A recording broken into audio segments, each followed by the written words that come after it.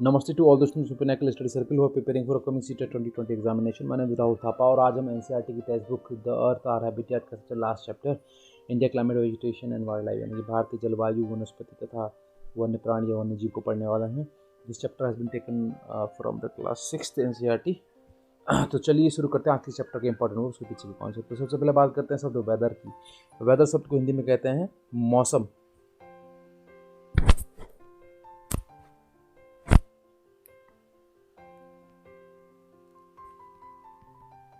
मौसम और ये जो शब्द लिया गया है ये मौसम शब्द से लिया गया है. इसका अर्थ होता है सीजन या ऋतु. कौन सा शब्द है, कौन सी लैंग्वेज का शब्द है? अरेबिक. तो अरेबिक भाषा का शब्द है मौसम और मौसम से ही मॉनसून शब्द की उत्पत्ति भी हो रखी है. तो ये भी ध्यान रखें. तो मौसम शब्द का अर्थ होता क्या है? इसका अर्थ होता है डे टू डे चेंजेस यानी कि दिन प्रतिदिन होने वाले बदलाव. कौन से बदलाव? मौसमी बदलाव यानी कि एटमॉस्फेरिक चेंजेस. और ये जो एटमॉस्फेरिक चेंजेस हैं ये किन किन चीज़ों को लेकर होते हैं? जैसे टेम्परेचर, ह्यूमिडिटी,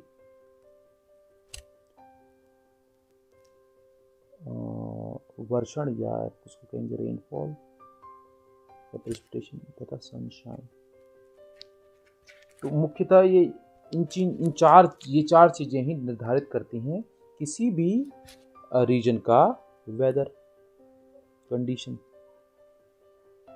ठंडा है कि गर्म है, बादलों से भरा हुआ मौसम है या एकदम साफ मौसम है, तेज धूप वाला, या बहुत ही आंधी वाला मौसम है या शांत हवाओं वाला मौसम है. तो हर एक चीज़ जो जैसे टेम्परेचर, ह्यूमिडिटी, रेनफॉल और सनशाइन मिलकर ही किसी एक पर्टिकुलर रीजन का वेदर डिसाइड करते हैं, मौसम डिसाइड करते हैं. ध्यान रखें ये शॉर्ट पीरियड के लिए होता है. शॉर्ट पीरियड या शॉर्ट टाइम के लिए. क्लियर. दूसरा very dynamic, keeps on changing यानी कि वेदर जो है लगातार बदलता रहता है.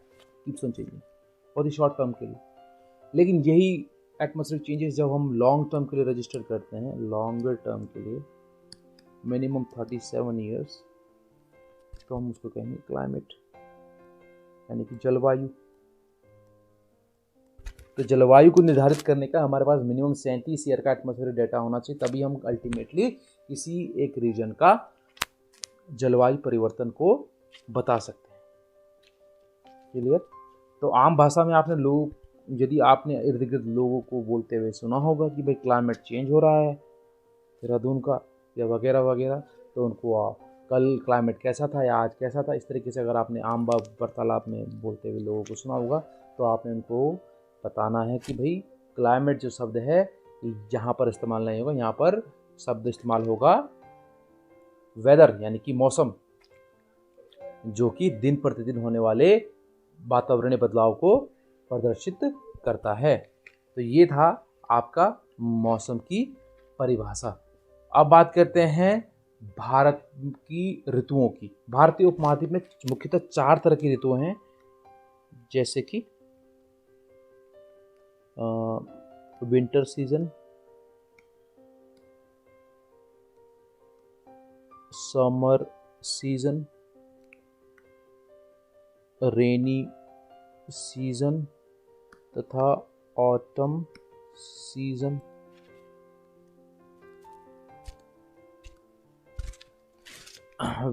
विंटर सीजन को कहते हैं cold weather season. Summer season को कहते हैं hot weather season. Rainy season को कहते हैं south west monsoonal season. Autumn season को कहेंगे season of retreating monsoon season. ठीक है. तो ये विभिन्न नाम हैं ऋतुओं के. विंटर सीजन की हम जब बात करते हैं तो ये लगभग रहता है दिसंबर टू फरवरी. और जो गर्मी का मौसम है ये लगभग रहता है मार्च से मई। रेनी सीजन रहता है जून से सितंबर। और जो सीज़न ऑफ रिट्रीटिंग मानसून है या जिसको हम ऑटम सीजन कहते हैं ये रहता है अक्टूबर से नवंबर। तो ये थे भारत के मुख्यतः 4 मौसम। सबसे पहले बात करते हैं विंटर सीजन की। विंटर सीजन की बात करें तो सूरज की जो किरणें हैं यहाँ पर किसी भी रीजन पर डायरेक्टली नहीं मतलब पड़ती हैं, यानी कि कुल मिला के जो सनरेज हैं ये क्या होती है, इंक्लाइंड होती है, झुकी हुई थी, टिल्टेड रहती है। ठीक है, सनरेज या इसको आप सनशाइन कहेंगे, जिस कारण यहाँ पर हमें टेम्परेचर बहुत कम देखने को मिलता है कंपैरेटिवली सदर्न इंडिया के, क्योंकि वो सदर्न हमारा भारत का जो सदर्न स्टेट हैं जैसे तमिलनाडु केरला ये इक्वेटर के नज़दीक है, तो वहाँ पर तापमान कंपैरेटिवली नॉर्दर्न इंडियन स्टेट जैसे आपका उत्तर प्रदेश, हरियाणा, पंजाब पर ज़्यादा ज़्यादा देखने को मिलता है। बात करते हैं हॉट वेदर सीजन की। अब हॉट वेदर सीजन में सूरज की किरणें अब इंक्लाइंड ना होकर के डायरेक्टली पड़ रही हैं। क्लियर? तो सूरज की किरणों का जो प्रभाव क्षेत्र है अब यहाँ पर एकदम सीधा पड़ता है, जिस कारण यहाँ पर अब टेम्परेचर, अब सूरज सन रेज आर स्ट्रॉन्ग। ठीक है, जैसे अब अभी देख रहे होंगे आप, अभी हम मई में हैं तो टेम्परेचर आप देख रहे होंगे किस तरीके से धीरे धीरे बढ़ रहा है। तो टेम्परेचर क्या होगा इस मंथ पर, बहुत ज़्यादा होगा। अच्छा, एक चीज यूनिवर्सल रूल ध्यान रखिएगा, टेम्परेचर तथा जो एटमॉस्फेरिक प्रेशर है ये दोनों एक दूसरे के एंटी होते हैं, यानी कि टेम्परेचर जहाँ पर कम होगा तो एटमॉस्फेरिक प्रेशर वहाँ पर ज़्यादा होगा, जहाँ पर टेम्परेचर ज़्यादा होगा तो एटमॉस्फेरिक प्रेशर कम होगा। क्लियर? दूसरा रूल हमें ध्यान रखना है, हवा हमेशा हाई प्रेशर से उच्च वायु दाब से निम्न वायु दाब की तरफ बढ़ती है, यानी कि हाई प्रेशर से लो प्रेशर की तरफ हवा की जो दिशा होती है, पवनों की दिशा। तो सनरेज बहुत तेज है, टेम्परेचर बहुत तेज है और इस कारण यहाँ पर खासकर नॉर्दर्न इंडिया में एक हवा चलती है इस दौरान जिसको हम कहते हैं लू। अब धीरे धीरे अब आने वाले कुछ हफ्तों में आपको लू की खबरें भी देखने को मिल सकती हैं, लेकिन इस बार गर्मी बहुत कम ही हो रही है, बारिश लगातार हो रही है, तो जिस कारण टेम्परेचर बैलेंस बना हुआ है, प्लीजेंट बना हुआ है। अब बात करते हैं साउथ वेस्ट मानसून की, यानी कि जून से सितंबर का जो मंथ है ये वो मंथ है जब हमें काफ़ी हैवी रेनफॉल देखने को मिलती है उत्तरी भारत पर खासकर। इस दौरान होता क्या है, हवाएं जो होती हैं, पवनें, कौन सी पवनें, मानसूनल जो विंड है, मानसूनल विंड बहुत ज़्यादा एक्टिव होती है, बहुत ज़्यादा क्या होती हैं, एक्टिव। ये कहाँ से आती हैं, एक इंडियन ओशन अरेबियन सी तथा बे ऑफ बंगाल से हवाएं उठ के कहाँ पर जाती हैं, इंडियन मेनलैंड की तरफ, खासकर आपका हिमालय के पास तक पहुंचती है तक, लेकिन हिमालय की ऊंचाई के होने के कारण हिमालय इस तरीके का काम करता है, एक अवरोध का काम करता है, it provides the obstacle for them, और इस तरह हवाएं हिमालय से टकराकर वर्षण करती है। तो ये जो महीना होता है जून से सितंबर का महीना, यह भारतीय महाद्वीप में बहुत ही अच्छी मॉनसूनल रेनफॉल का महीना होता है, क्योंकि जो मॉइस्चर लेडन जो विंड है ये हिमालय से टकराकर अल्टीमेटली बहुत तीव्र रेनफॉल करती है। इसको हम आगे डिटेल में पढ़ेंगे। अभी ध्यान रखिएगा, भारतीय जो एग्रीकल्चर है, मानसून की जब बात हो रही है तो एग्रीकल्चर का नाम की बात होनी ही चाहिए। भारतीय अर्थव्यवस्था को हम मुख्यतः कृषि पर आधारित अर्थव्यवस्था भी कहते हैं, यानी कि इकोनॉमी, एग्रो बेस्ड इकोनॉमी। तथा भारतीय अर्थव्यवस्था में मानसून का एक बहुत बड़ा एक रोल है इनडायरेक्टली। मानसून जब अच्छा होता है तो भारत पर कृषि उत्पाद अच्छे होते हैं, कृषि उत्पाद अच्छे होते हैं तो भारत की जीडीपी पर उसका सीधा प्रभाव पड़ता है। लेकिन मानसून जब कम होगा या वर्षा कम होगी मानसून के दौरान, तो कृषि द्वारा उत्पादन भी कम होगा और अंततः हमारी भारतीय अर्थव्यवस्था भी इससे प्रभावित होगी। इसलिए मानसून को भारतीय अर्थव्यवस्था का गैम्बल भी कहा जाता है। और real finance minister of India भी मानसून को एक बार कहा था, प्रणब मुखर्जी ने। तो इसलिए हमें मानसून को पढ़ना बहुत ही ज़रूरी है। अब बात करते हैं सीजन ऑफ रिट्रीटिंग मानसून की। क्लियर? तो यानी कि जब मानसूनी पवनें अब भारतीय उपमहाद्वीप से वापस जा रही होती है, तो वापस जब वो जाती हैं तो वो बे ऑफ बंगाल की रास्तों से होकर निकलती है। और बे ऑफ बंगाल से जब वो होकर निकलती है तो अपने साथ बे ऑफ बंगाल से उठने वाली जो नमी है उसको अपने साथ लेकर वो तमिलनाडु और आंध्र प्रदेश पर टकराती है और इस तरह वहाँ पर ये रेनफॉल करती है। तो रिट्रीटिंग जो मानसून है ये मुख्यतः रेनफॉल कहाँ करता है? ये तमिलनाडु और आंध्र प्रदेश पर रेनफॉल करता है, जिस कारण यहाँ पर हमें साल में 2 बार धान की खेती देखने को मिलती है। तो ध्यान रखिए एक और चीज, तमिलनाडु और आंध्र प्रदेश खासकर रिट्रीटिंग मानसून से ज़्यादा रेनफॉल इंजॉय करते हैं। यानी कि जो साउथ वेस्ट मानसून है ये इन क्षेत्रों पर, तमिलनाडु और आंध्र प्रदेश के क्षेत्रों पर कम बारिश करता है तुलना में रिट्रीटिंग मानसून के। अब आगे बात करते हैं भारत के मौसम की। तो भारतीय जो मौसम है, इंडियन क्लाइमेट, सॉरी भारतीय जलवायु को क्या कहा जाता है? ट्रॉपिकल मॉनसूनल टाइप, यानी कि उष्ण कटिबंधीय मॉनसूनी जलवायु है भारत की। ये ध्यान रखिएगा, पेपर के में भी ये क्वेश्चन पूछा जाता है काफी बार। दूसरा में मानसून, जब हम बात कर ही रहे हैं तो मानसून शब्द की उत्पत्ति भी हमें पता होनी चाहिए। ये शब्द जो है ये मौसीन शब्द से लिया गया है, जिसका अर्थ होता है सीजन और यानी कि ऋतु। क्लियर? अब बात करते हैं भारतीय अर्थव्यवस्था पर। जब मानसून, मैंने अभी आपको बताया कि कृषि का कितना बड़ा एक रोल है हमारे भारतीय अर्थव्यवस्था पर, और कृषि पूर्णतः किस पर निर्भर है भारत पर? मानसून पर। यानी कि जो गुड मानसून है ये भारत महाद्वीप पर जो गुड यानी कि अच्छा मानसून की परिभाषा होती है, ना ही अत्यधिक रेन बारिश, ना ही अत्यधिक कम बारिश। यानी कि जो बारिश होनी चाहिए गुड मानसून के दौरान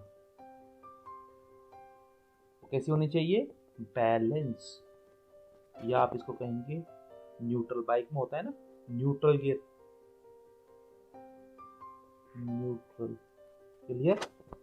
तो गुड मानसून का मतलब ये नहीं होता कि बहुत तेज बारिश भारत महाद्वीप पर हो मानसून सीजन के दौरान। गुड मानसून का अर्थ होता है बारिश ना ही कम हो, ना ही अत्यधिक कम हो, ना ही अत्यधिक ज्यादा, यानी कि एकदम बैलेंस अवस्था में जो मानसून होता है उसी को अच्छा मानसून भारतीय महाद्वीप के अकॉर्डिंग कहा जाता है। और जो बहुत ज़्यादा अगर गुड मानसून हो तो बहुत ही अत्यधिक मात्रा में हमारे पास फूड या क्रॉप प्रोडक्शन में सहायक होता है। तो अब बात करते हैं किसी भी क्षेत्र या किसी भी रीजन की जो जलवायु है वो किन किन चीज़ों से प्रभावित होती है। तो किसी भी रीजन की जो जलवायु है ये मुख्यतः उसके लोकेशन क्लियर, फिर है अल्टीट्यूड यानी कि ऊंचाई, फिर है डिस्टेंस फ्रॉम द सी यानी कि समुद्र से दूरी, तथा लास्ट रिलीफ यानी कि उच्चावच। तो इन मुख्यतः 4 चीजों पर किसी भी रीजन का क्लाइमेट डिसाइड होता है, क्लाइमेटिक कंडीशन।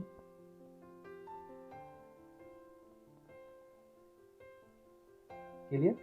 तो क्लाइमेट किसी भी जगह का निर्धारित करने के लिए हमें इन 4 चीजों को ध्यान में रखना पड़ता है। जैसे Jaisalmer and Bikaner is the desert in the desert of Rajasthan are very hot.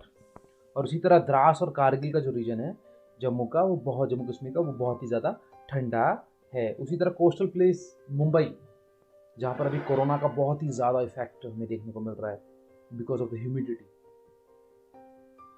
तो मुंबई और कोलकाता काफ़ी मॉडरेट क्लाइमेट देखने को हमें मिलता है, क्योंकि जो जितने भी कोस्टल एरियाज होते हैं, तटीय क्षेत्र में, वहाँ पर land breeze and sea breeze का इफेक्ट हमें देखने को मिलता है, जिस कारण वहाँ पर टेम्परेचर एकदम प्लीजेंट बना रहता है, ना ही अत्यधिक गर्म ना ही अत्यधिक ठंडा। अच्छा, they are neither too hot and neither too cold and being on the coastal the place are very humid. और यहाँ पर बहुत ज़्यादा आर्द्रता देखने को मिलती है। मासिनराम मेघालय का जो रीजन है, जहाँ पर अत्यधिक रेनफॉल होती है, 1200 सेंटीमीटर के आसपास एनुअल रेनफॉल यहाँ पर रिकॉर्ड की गई, जो विश्व में सबसे हाईएस्ट रेनफॉल मेजर्ड है। और उसी तर्ज पर जैसलमेर राजस्थान, ये बहुत ही अत्यधिक सूखा ग्रस्त क्षेत्र है, जहाँ पर 75 सेंटीमीटर से भी कम रेनफॉल देखने को मिलती है। अब बात करते हैं नेचुरल वेजिटेशन की। नेचुरल वेजिटेशन होता क्या है? कोई भी वनस्पति या पादप जो प्राकृतिक अवस्था पर बिना मनुष्य के इंटरवेंशन के, हस्तक्षेप के उगता है, उसी को हम प्राकृतिक वनस्पति कहते हैं।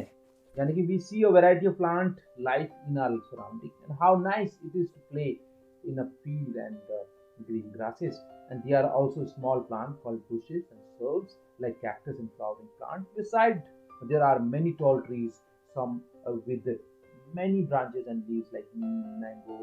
आम का तो अब सीजन ही है मैंगो, और some places stand with a few leaves such as palm. तो यानी कि जो नेचुरल वेजिटेशन है ये विदाउट ह्यूमन के इंटरवेंशन के खुद उगते हैं। क्लियर। दूसरा हमें ध्यान रखना है, नेचुरल वेजिटेशन की जो टाइप होते हैं ये वर्षा पर और तापमान के तथा ऊंचाई के आधार पर अलग अलग क्षेत्रों में हम अलग अलग प्रकार की वेजिटेशन देखने को मिलती है। लेकिन कॉमनली वेजिटेशन की जो लेयर है आप देख सकते हैं ट्रॉपिकल रेन फॉरेस्ट की। तो सबसे नीचे है ground layer, clear, shrub layer है, उसके बाद यंग ट्री लेयर, फिर है कैनोपी, देन है लास्ट में एमर्जेंट लेयर।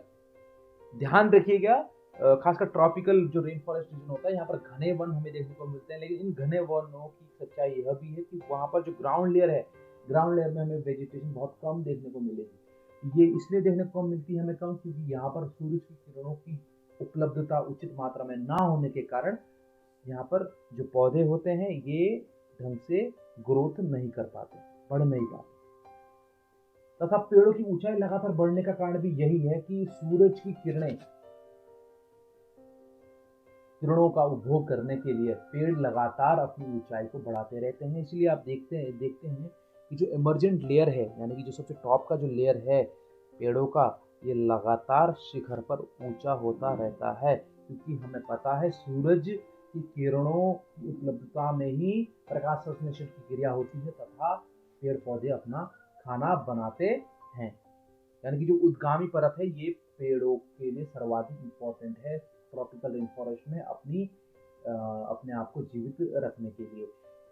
ठीक है। तो इसलिए यहाँ पर एक पेड़, अगल बगल में पेड़ आपस में एक दूसरे से रेस लगाते हैं कि कौन उद्गामी परत पर पहुंचता है और सर्वाधिक सूर्य किरणों का उपभोग कर पाता है। जन क्यों है और तथा पेड़ क्यों है लाभदायक, पेड़ों की आवश्यकता क्यों है हमारे लिए, वनों की आवश्यकता क्यों है।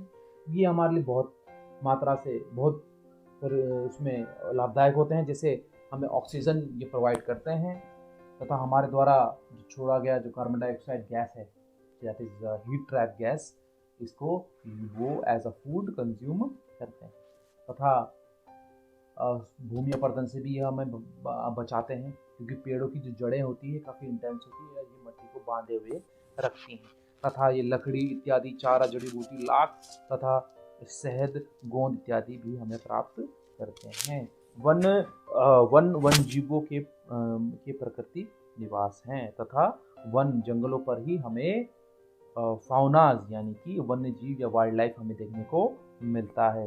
तो पेड़ों की अंधाधुनिक कटाई, जो लगातार हम पेड़ों को का जो डिफॉरेस्टेशन देख रहे हैं। अच्छा, पेड़ों की डिफॉरेस्टेशन क्यों हो रहा है? बिकॉज ह्यूमन की पॉपुलेशन राइज अप हो रही है, तो उनके सेटलमेंट के लिए, अधिवास के लिए नई नई जगहों का उनको कैप्चर किया जाता है। दूसरा, मनुष्य की बढ़ती जनसंख्या के कारण उनका जो जो उपभोग है, उपभोग के लिए जो वस्तु का जो उत्पादन है, खासकर कृषि उत्पादन, उसके लिए नई भूमि की आवश्यकता होती है और इसलिए भी जंगलों को निरंतर काटा जाता है। और तो जो पेड़ बचे हैं उनकी रक्षा करनी चाहिए एवं लोगों को पेड़ों के महत्व के बारे में बताना चाहिए। हम लोग कुछ खास आयोजन जैसे वन महोत्सव मनाकर अधिक से अधिक लोगों को इस प्रयास में शामिल कर सकते हैं तथा पृथ्वी पर को हरा भरा रख सकते हैं। अब बात करते हैं वन्य प्राणी की। तो वन्य विभिन्न प्रकार के वन्य जीवों का अधिवास होता है, यानी कि वीसी और लॉट ऑफ टाइप ऑफ फaunas और wild life in the forest. The forests are the home of the variety of wildlife, and there are thousands of species of animal and large variety of reptiles and amphibians. अच्छा, amphibians कौन होते हैं? जो पानी में और ज़मीन पर दोनों जगह सांस ले सकते हैं और चल सकते हैं, ठीक है। और फिर है मैमल हमारी तरफ, फिर है birds, insects and worms and dwells in the forest. So tiger is our national animal and it is found in the various part of the country. Gir forest of Gujarat is the famous home for the Asiatic lion. Paper में question आता है जो Asiatic lion है ये किस राज्य पर है? तो ये है आपका गिर फॉरेस्ट गुजरात पर। एलिफेंट है वन हॉर्न राइनोसोरस, कहाँ पर रोम करते हैं? ये असम पर रोम करते हैं। Assam is famous for one horn rhino. इसी तरह एलिफेंट के लिए केरला और कर्नाटका, कैमल्स के लिए कैमल और वाइल्ड ऐश के लिए ग्रेट इंडियन डेजर्ट, राजस्थान का जो क्षेत्र है Rann of Kutch respectively. Wild goats, snow leopards, bears and the found of Himalayan region. Snow leopards काफ़ी एक्सोटिक स्पीसीज है लेपर्ड की, आप इसको एक बार गूगल में देखिएगा। Besides these, many other animals are found in the countries like monkey and jackals and nilgai. अच्छा, India is equally rich in bird life, and the peacock is our national bird, and our common birds are other common birds are parrot, pigeon, and mana and geese, bulbul and duck. इसी तरह cobras and karat and these are the species of snakes. और इस तरह हमारे पास भारत में विभिन्न प्रकार के वाइल्ड लाइफ और वेजिटेशन यानी कि फ्लोराज एंड फाउनाज की जो डाइवर्सिटी है वो हमें देखने को मिलती है। और इनकी प्रोटेक्शन के लिए गवर्नमेंट ने बायोस्फीयर और वाइल्ड लाइफ सेंचुरीज भी बना रखी है, जिसको हम इन सिटू और एक्स सिटू कंजर्वेशन भी कहते हैं। एक्स सिटू का मतलब होता है बाहर ले जाकर, यानी कि ऑन साइट ना करके, जैसे किसी जूलॉजिकल रिसर्च सेंटर पर अध्ययन करना, that is called your ex situ conservation, उनकी स्पीशीज को कंजर्व करना। और ऑन साइट कंजर्वेशन की हम बात करें तो इन सिटू में आएगा, जैसे प्रोटेक्टेड एरियाज होते हैं, नेशनल पार्क और सेंचुरीज और बायोस्फीयर रिजर्व जो बना रखे हैं, वहीं पर जो फ्लोराज एंड फाउनास की स्पीशीज़ को प्रोटेक्ट करने के लिए जो स्टेप लिए जाते हैं, तो उनको हम इन सिटू कंजर्वेशन भी कहते हैं। एक्स-सिटू में मैंने क्या बताया, आउटसाइड दीज प्रोटेक्टेड एरियाज, जैसे सीड बैंक हो गया है ना, जॉन्स बैंक, और टिश्यू कल्चर जो बैंक बनाए जाते हैं, और बॉटनिकल जो गार्डन होते हैं अलग अलग जगह पर, जूलॉजिकल गार्डन, तो यहाँ पर या जूस होते हैं, चिड़ियाघर, तो यहाँ पर जो प्रोटेक्शन किया जाता है एक्सोटिक स्पीसीज का, प्लांट और एनिमल, फ्लोरास एंड फाउनास का, तो इनको हम एक्स-सिटू कंजर्वेशन कहते हैं। तो बायोडाइवर्सिटी जो कंजर्वेशन है मुख्यतः दो भागों में हम इसको डिवाइड करते हैं, इन सिटू और एक्स-सिटू। इस तरह कई सारे प्रोजेक्ट चलाए जाते हैं, जैसे प्रोजेक्ट टाइगर है, प्रोजेक्ट एलिफेंट है, ठीक है। आगे है आपका दोनों ही जगह, जैसे जो जो प्रोजेक्ट टाइगर है, ये टाइगर्स को खाल के लिए मारा जाता तथा कुछ ट्रेडिशनल मेडिसिन के लिए टाइगर की किलिंग होती है। उसी तरह एलिफेंट को उसके टस्क के लिए मारा जाता है। तो इनकी कंजर्वेशन के लिए जो अलग अलग प्रोजेक्ट हैं, जैसे प्रोजेक्ट टाइगर, प्रोजेक्ट एलिफेंट, ये भी आपको ध्यान रखना चाहिए कि इनका एम क्या है। तो इनका एम क्या है, conservation of the wildlife. Clear. तो इसी तरह ये चैप्टर होता है खत्म। और migratory bird, some birds such as pintail duck and curlews, flamingo, osprey, and little sting migrant to our country in the winter season everywhere. Smallest migratory bird, little stinged, weighing as low as 15 gram, from Arctic region, travel over 8,000 kilometre to reach India. तो यानी कि भारत पर विभिन्न प्रकार के जो migratory bird है, ये भी सीजनली पैटर्न पर भारतीय उपमहाद्वीप पर आते हैं तथा फिर अपने अपने ओरिजिन रीजन पर वापस लौट जाते हैं। तो ये उनका एक साइकिल निरंतर चलता रहता है। उनके लिए क्या political boundaries was created by human, not for the natural faunas. तो अब बाकी जो ये क्वेश्चंस हैं ऑप्शनल, ये आप करके मुझे कमेंट सेक्शन में दीजिए, और don't forget to like and subscribe.